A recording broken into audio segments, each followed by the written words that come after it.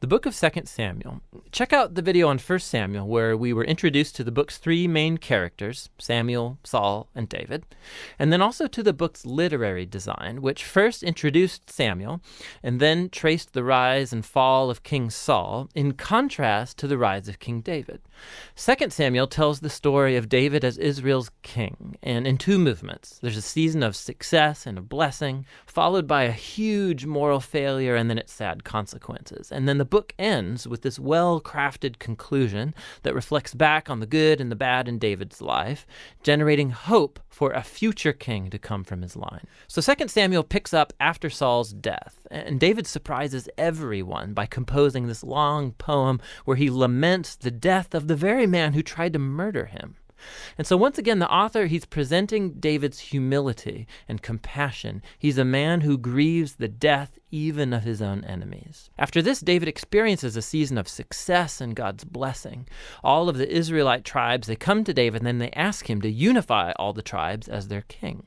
And so the first thing David does as king is to go to the city of Jerusalem. He conquers it, and he establishes it as Israel's capital city, which he renames as Zion.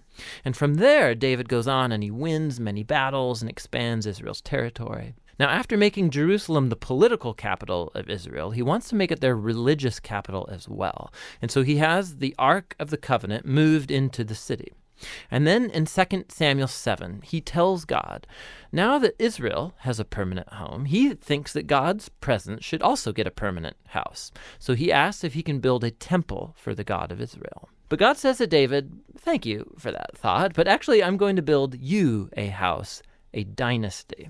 Now, 2 Samuel 7, this is a key chapter for understanding the storyline of the whole Bible, because God here makes a promise to David that from his royal line will come a future king who's going to build God's temple here on earth and set up an eternal kingdom. And it's this messianic promise to David that gets picked up and developed more in the book of Psalms and also in the books of the prophets. And it's this king that gets connected to God's promise to Abraham. The future messianic kingdom will be how God brings his blessing to all of the nations.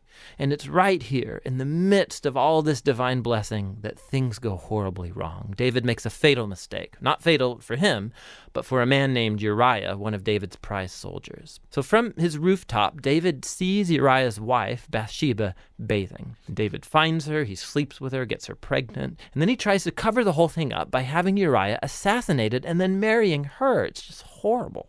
So when David's confronted by the prophet Nathan about all of this, he immediately owns up to what he's done. He's broken, he repents, he asks God to forgive him, and God does forgive him, but God doesn't erase the consequences of David's decisions. And so as a result of this horrible choice, David's family, his kingdom, it all falls apart. And it makes this section a tragic story, much like Saul's downfall.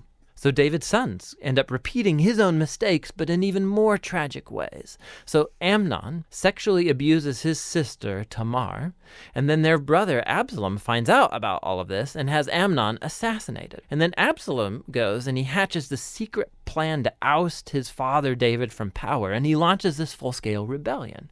And so for a second time, David is forced to flee from his own home and go hide in the wilderness, except this time he is not an innocent man.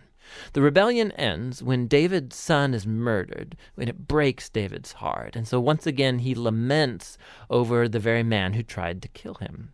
David's last days find him back on his throne, but as a broken man, he's wounded by the sad consequences of his sin. The book concludes with a well-crafted epilogue, with stories that are out of chronological order, but they have this really cool symmetrical literary design. So the outer pair of stories come from earlier in David's reign, and they compare the failures of Saul and then of David, and how each of them hurt other people through their bad decisions. The next inner pair of stories are about David and his band of mighty men who went about fighting the Philistines. And what's interesting is that both sections have a story of David's weakness in battle. So in contrast to the victorious David of chapters 1 through 9, here we see a vulnerable David who's dependent on others for help. The center of the epilogue has two poems that act like memoirs, and David reflects back on his life, and he remembers times when God graciously rescued him from danger. And he sees these as moments where God was faithful to his covenant promise to him and to his family. Both poems conclude by looking back onto the hope of God's promise of a future king who will build that eternal kingdom. Now, these poems and then God's promise also connect back to Hannah's poem that opened the book. And so these key passages from the beginning, now the middle, and the end of the book bring the book's themes all together. Despite Saul and David's evil, God remained at work, moving forward his redemptive purposes. And God opposed David and Saul's arrogance, but he exalted David when he humbled himself. And so the future hope of this book reaches far beyond David himself. It looks to the future, to the Messianic king who will one day bring God's kingdom and blessing to all of the nations. And that's what the book of Samuel is all about.